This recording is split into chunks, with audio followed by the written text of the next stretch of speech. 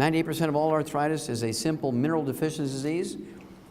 Only 2% of arthritis is rheumatoid arthritis caused by an infection that's curable in 2 weeks. You can cure rheumatoid arthritis in 2 weeks with antibiotics.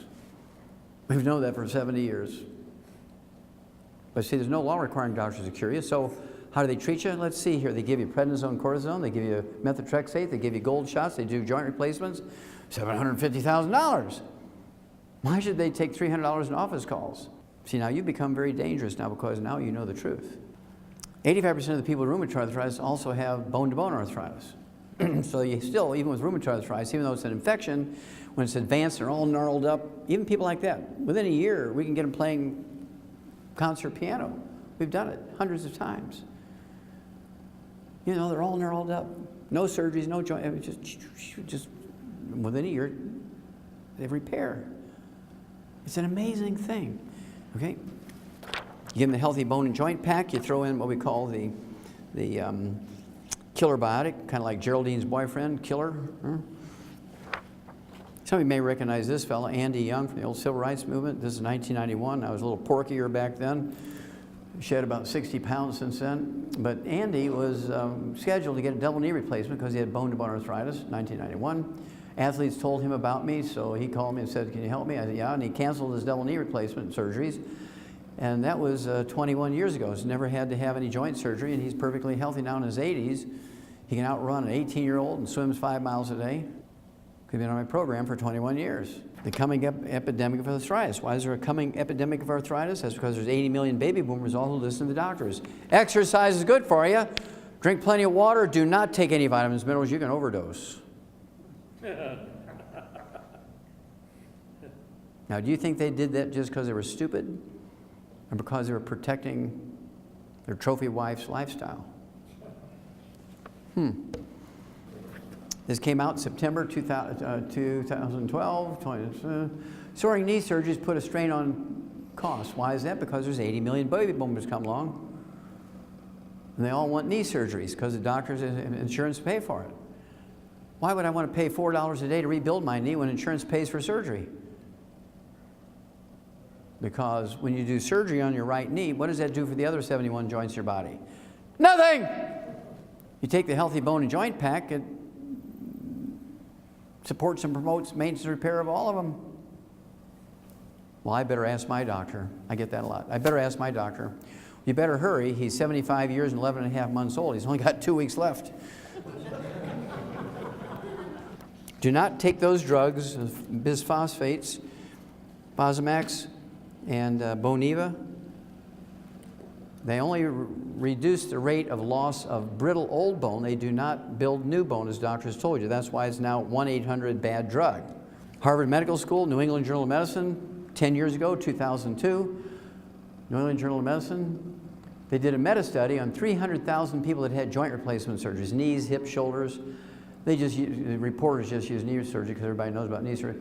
Knee surgery, AKA all joint surgeries for arthritis, are worthless. That's Harvard Medical School and the New England Journal of Medicine 10 years ago. But you go to any orthopedic surgeon, you say, "Oh, I've got bone-to-bone arthritis, both knees, and all these other doctors want to do joint replacement." Well, I'll do a better job and give you a 10% discount. Do any of them say, "Hey, let's try the healthy bone and joint pack for 90 days here? Then we'll decide about surgery"? No, no, no, no. So what I want you to do is give Youngevity, give me 90 days. Do the healthy bone and joint pack. If you have any joint problems, I have to tell you, I'm 73 years old. I've been doing this for 64 years. I started when I was 9. I started taking, not the healthy bone and joint pack the way it is, but the 90 essential nutrients twice a day since I was 9 years old. Read the book, Dead Doctors Don't Lie. It tells you the story how I figured it out when I was 9. I figured I had a little help, right? No 9-year-old was going to figure it out then, so I must have had some help. But think about it. I haven't been sick one day in 64 years. People know me for a long time. I've never been sick in 64 years. I've never been on a prescription medication, never. I can still get another 8 hours of lecture on one foot if I can balance myself here. I mean, there's not many 73-year-old guys who can do that because they have arthritis and pain in their feet and their backs and all this kind of stuff.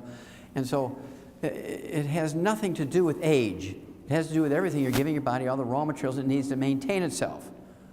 You put oil in your car, you change the oil every 3,000 miles, like the maintenance book says, that car will last 300,000 miles. You don't change the oil and you don't replace it as it's burning up, you might only go 50,000 miles, right? So, give me 90 days. If I fail, you can always get the surgery. If you go get the surgery first, you can't always get unsurgery, uninfected, unparalyzed, and undead. 4 years later, the same group of doctors, same database, looked at back surgery, low back pain, sciatica, restless leg syndrome, peripheral neuropathies, numbness, burning, tingling in your neck and feet and hands and so forth, degenerative disc disease, surgery unnecessary for sciatica and low back pain, low back problems. Give me 90 days. If I fail you with a healthy bone and joint pack, you can always, right? You can always go get the surgery. But you don't want to go get surgery first because of all the terrible things that they do to patients for back surgery. That's the worst. I see people all the time. They're all, oh yeah, they put 2 rods in my back 14 years ago and I'm doing fine now. Everything's good. Yeah, give me 90 days. Okay, diabetes is a simple mineral deficiency disease. It's not genetic in any way, shape, or form. We've known that for 70 years. It's a simple nutritional deficiency disease. But again, doctors are not obligated to cure you when there's a cure available. They're a protected monopoly. They can do what they want. And as long as you agree to it, everybody's happy. Why is there going to be a diabetes epidemic? 80 million baby boomers come along. Exercise, sweat out your nutrients, drink plenty of water. Don't take vitamins, minerals, you can overdose. I must hear that 1,000 times a day if I hear it once. I don't know who to strangle first, the patient or the doctor. And here's why you'll be burying your children. Wall Street Journal, April of this year. No easy cure for diabetic children. Now, we're not talking about type 1. This is type 2. It used to be called adult onset type 2 diabetes because it only occurred in people over the age of 50. Well, that was a long time ago. In 1963, people under the age of 5 never got type 2 diabetes. But look, following the doctors and the government's instructions, eat whole grains, don't eat fat, eat, plenty of exercise, don't supplement. Look what happened. If the doctors were right and the government was right, the chart should look like that again. Following their instructions, doing what they say, this is what you're getting. And so the kids are dying younger and younger and younger just from type 2 diabetes when nobody should get it. It's a simple mineral deficiency. High blood sugar is not the disease. High blood sugar is just a symptom of the disease. Just like elevated blood cholesterol is a symptom of type 2 diabetes, it has nothing to do with the cause of the disease, high blood sugar. Do not get statin drugs because they increase your risk of diabetes, type 2 diabetes, by 50%. And this came out, in 2012, right? Just like the other one I showed you. I don't get all the easy ones. When I get people with diabetes, I usually get them with complications. Here's some gangrene of the foot. I see gangrene of the legs all the way up to the groin. And a good endocrinologist, he loves this. I mean, the toes are crystallizing. There's not much healthy flesh left. So they'll cut the foot off right there at the arch. If it goes up the leg, they'll cut the leg off in the middle of the thigh or up at the groin. Well, with our program, it usually takes 2 to 14 days to wean them off their medication. Now they're an ex-diabetic in 2 to 14 days. It happens like all the time. The longest it ever takes is 30, 60 days. But I'd say 80% of them are 2 to 14 days. If they do exactly as I say, they'll wean off their medication because we're giving them the mineral that's missing. But what about the complications? What about blindness? What about heart disease? What about gangrene? Well, it just all goes away. Usually 30 to 60 days. We do have to have one thing for gangrene. It's called the Ultimate Daily Tablets, just like for vascular dementia and coronary artery disease. For this, I would also add, in addition to the Healthy Blood Sugar Pack, which is the Healthy Starter Pack, and the Sweeties, appropriate for body weight. If they have complications of the heart, or eyes, or brain, or complications of the gangrene, I give them the Ultimate Daily to get the circulation going. Here's another one that shows they don't know anything. Diabetes cases may double by 2050, and perhaps even triple.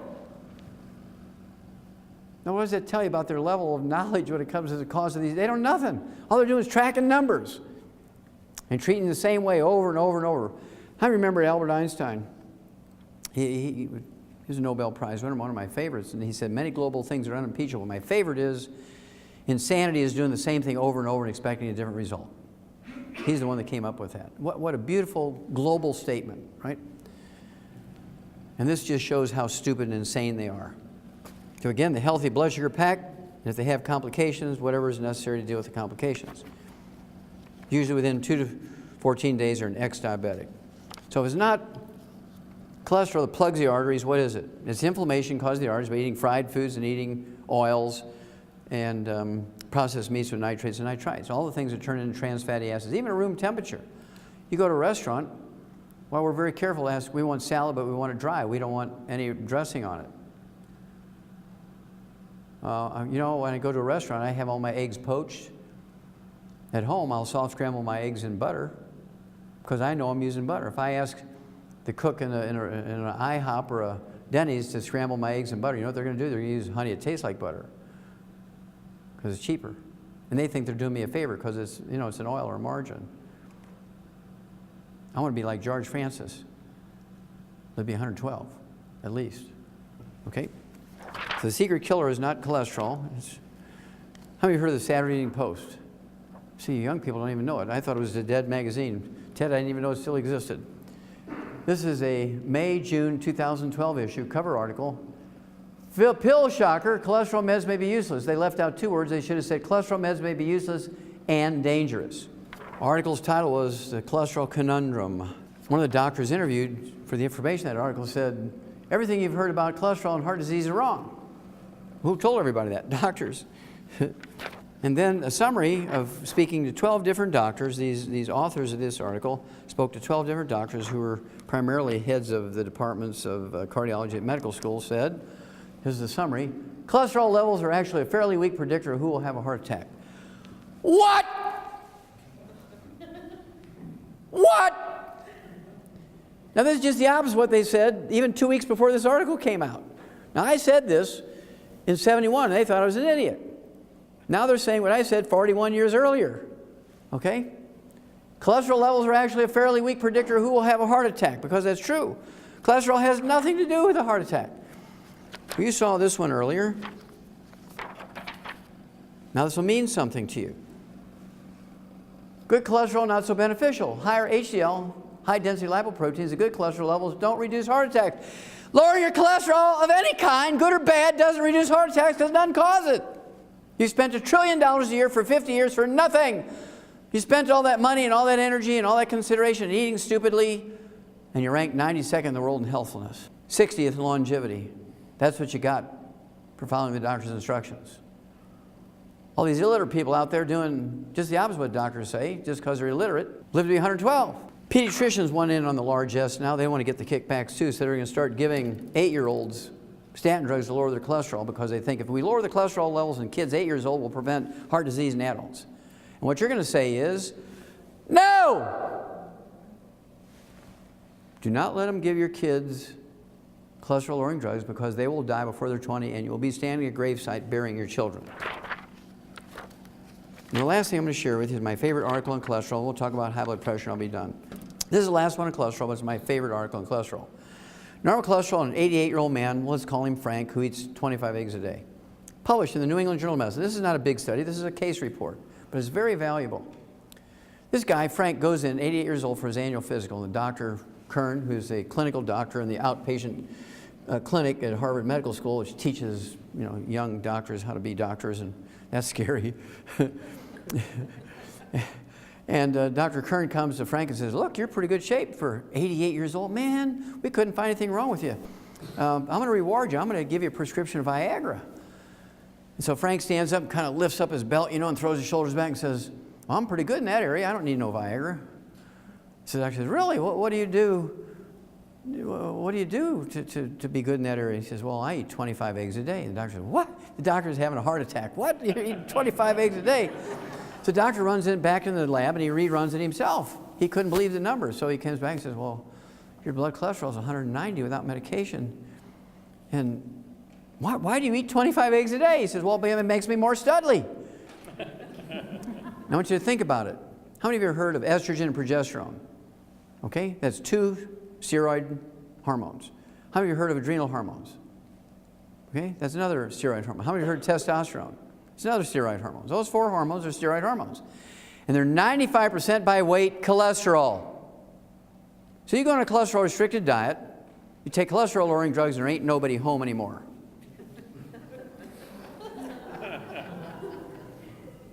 Okay? You have erectile dysfunction. That's why they have so many ads on TV after 10 o'clock at night. There's Bob selling Enzyte.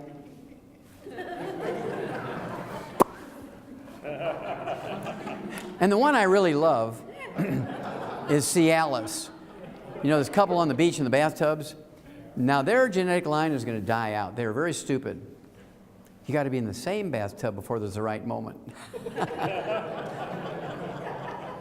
I mean, 2 slabs of cast iron in between you, ain't nothing going to happen. No matter how good your erection is, right? Now, so, eat 6 to 8 eggs a day. And, you know, Ted's and his wife Nasima and Brandy, they always eat with me a lot on the road. When I go to these places, I'll have a big steak. If it's breakfast time, I'll have 4 eggs that are poached with a big hamburger patty or breakfast steak. And you can see all the people in the place are eating their organic multigrain waffles looking at me. And they don't even know it. They're dead men walking. So you take your 90 essential nutrients. We actually have an aphrodisiac called Drive. It's a little capsule. And the main ingredient is an herb in it. It's an Asian herb called Harney goatweed. It's a great little herb called Drive. We add that to our, I'll tell you a couple of other things, a lot of fun. Okay, the stealth killer, high blood pressure, is a simple mineral deficiency. High blood pressure is not genetic in any way, shape, or form. Even in the black community, it's not genetic. Millions don't manage blood pressure. Well, that's because they're treating symptoms. They're not dealing with the cause. Cause is a mineral deficiency. Salt has nothing to do with high blood pressure. What's the first thing a good farmer or rancher puts out for his livestock in the pasture? A salt block or salt lick, right? There's nobody out in that pasture telling a cow she's limited to 1 lick a day, is there? I refuse to believe my human patients are dumber than a cow. Oh, also, if you're biblically orientated, it's kind of fun. God said, go forth and be a salt of the earth, right? I mean, it's in the Bible. And God is forever. Now, doctors say restrict salt and they live to be 56. I'm going with God. Big study. Uh-oh, Houston, we have a problem here. Low sodium intake could be riskier. That's because sodium is an essential nutrient. You cannot have nerve impulses without sodium. You can't move water around in your body without sodium. You can't make stomach acid without chloride. Chloride and sodium are probably the most common of all the mineral cofactors necessary for enzymes and genes to work. Uh-oh, Houston, we have a problem. Now, while this study was designed to deal with high blood pressure in the black community, because doctors convinced the black community that high blood pressure is genetic in them, this also is true for whites and blacks and yellows and reds and oranges and everybody, right? What they did was go from Loyola University in Chicago and Oxford University in London to Nigeria. They wanted to go up in the mountains of Nigeria and find some tribal guys that had normal blood pressure. They could take their blood samples and they make a vaccine come back, genetically engineered thing, injected in every black man, woman, and child, and get rid of their high blood pressure that way. Well, they get out to Nigeria from Oxford University and Loyola University, and they find out that only 7% of the people living in the tribal areas of Nigeria have high blood pressure. 93% are normal. That freaked them out. So they go back to London, they go back to Chicago, and they start doing DNA tests looking for gene pools of people whose ancestors had originated from West Africa during the slave trading days in the 1600s, 1700s. They found lots of them. They started just simply screening by doing blood pressure. They found out that the people with the same genetic pool as from West Africa, as the West Africans, 33% high blood pressure. So you know immediately it's not genetic because your position on Earth doesn't dictate or change how a genetic disease will manifest itself. If you have a genetic disease here, you know, in Minneapolis, you're going to have it in London, you're going to have it in Cape Town, South Africa, you're going to have it in Auckland, New Zealand. It doesn't matter where you're on Earth, the genetic disease can be the same. So when there's a 5 times difference here between where you live, you know it's not genetic. Well, they didn't like that. So they gathered up more blood samples from Nigeria, more blood samples from all over the world, from people who had originated from Nigeria, their ancestors, during the slave trading days. And they got in the geneticists, and they got in the cardiologists, and the blood pressure people, and all this stuff, and they studied for 6 years. And in 2005, January 2005, they came out with the final results of the study. Remember, doctors want you to believe that it's genetic. This is published in the British Medical Journal, which is their version of the Journal of the American Medical Association, very well respected around the world. And here's what they said. Hold on to your hats. High blood pressure in blacks, not genetic. High blood pressure in white's not genetic. High blood pressure in yellow's not genetic. High blood pressure in red's not genetic. It's not genetic in anybody. It's a simple mineral deficiency disease. Now, how many of you in this room, particularly the black individuals in this room, how many of you had your doctor send you an email in 2005 saying, "Praise God, we just learned that high blood pressure in black's not genetic. You just take the Healthy Start Pack and the Ultimate Daily Tablets, blood pressure goes away in a couple of weeks. Hallelujah!" Anybody get that? I speak to black churches all the time. They've never heard of that.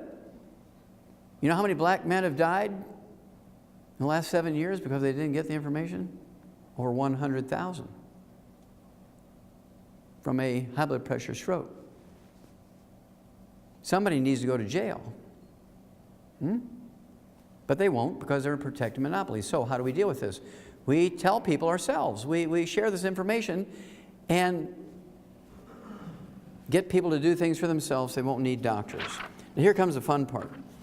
In August of 2003, in the Journal of the American Medical Association, of all things, JAMA, the Journal of the American Medical Association, in August of 2003, there was a big article in there about an herb that lowers blood pressure. It has flavonols in it. It's called dark chocolate. Not milk chocolate, not Hershey's bars, but dark chocolate has a substance in it called flavonols, which lowers blood pressure. Now, it doesn't solve the problem of the mineral deficiency, but it will act like a plant medicine. Herbs are plant medicines. It'll lower your blood pressure so you don't have a stroke until you're taking enough minerals for you to eliminate it permanently, right? But I just keep taking it because I like it. My blood pressure, I'm 73 years old. My blood pressure is 121 over 71. My pulse is 43. It does spike when I get angry. It'll spike up to 45 when I get angry. When I was wrestling for the University of Missouri, my wrestling pulse was 38, and the doctors were always freaking out, but I could always outrun them, outwhip them, and all this, that, and the other, right? And in addition, dark chocolate has another substance. It's a fun substance called PEAs, phenylethylamines. How many of you have heard of phenylethylamines? Okay, this is the reason why we give chocolate on Valentine's Day, is the phenylethylamines. Now, the Spanish, they didn't know the name of the chemical, but they knew there was something special about dark chocolate. So in 1523, they took it to Europe and started giving it away on Valentine's Day. The whole purpose of dark chocolate was to seduce the woman with dark chocolate. PEAs, phenylethylamines, are the love chemical. They're an aphrodisiac, right? It's really great stuff, but it's got to be dark chocolate. So, in that year, 2003, we came out with a product called Cocogevity. And Cocogevity has flavonols in it, will lower your blood pressure, but it's also loaded with PEAs. It always works, guys. So, when Valentine's comes up, and it's coming up in a couple of months, don't give chocolates, give Cocogevity and reap the awards. Reap the rewards. Okay. If you like pieces of chocolate rather than the liquids, I like the liquid. I add it to my coffee. We own a coffee company called Java Fit, and it made us publicly traded. One of the things we do, if you, I don't take anything from the company, even though I started the company. I don't take anything from it. I give it all back to you guys. You know, if you help other people, the more people you help, the bigger your check gets. This gets good. Okay. Anyway, triple treat chocolate. Triple treat chocolate. Triple treat chocolate. Why is it called triple treat? Because it lowers blood pressure. It has probiotics in it, which gives you good digestive stuff and gives you the best sex life you ever had. Triple treat, right? Because it has flavonols in it to lower blood pressure, but it also has PEAs in it, phenylethylamines. Good stuff. Now, two of these chocolates gives you 33,000 antioxidant points, 33,000 ORAC points, which is right in the halfway mark between 20,000 and 50,000, these top 20 longevity people. Lower blood pressure, 33,000 ORAC points, and PEAs. I mean, how good does that get? And we also have another one called Triple Truffle. In addition, it has 500 milligrams of usable calcium per piece, which is the size of a pat of butter, and 1,000 international units of vitamin D3. So if you take 3 of those, you're getting 1,500 milligrams of usable calcium and 3,000 international units of vitamin D3, which is a minimum daily requirement for vitamin D3. Now, this is not a standalone product, obviously. You add that to the 90 essential nutrients and whatever else you got going. So that's sort of, and I could go on with, 894 other diseases. We don't have time for that, but you can read the book, Dead Doctors Don't Lie, Let's Play Doctor, and so on. I go through those diseases with you and tell you what to do for them. And so what I'm going to do now is turn this over to Brandy and Nasima and Ted, and they're going to give you some information, and you can flip on the lights now. All the lights can go up, and I will then answer questions for you for about, I don't know, half hour, 45 minutes, and we'll have a lot of fun and save a lot of people. Okay, thank you very much.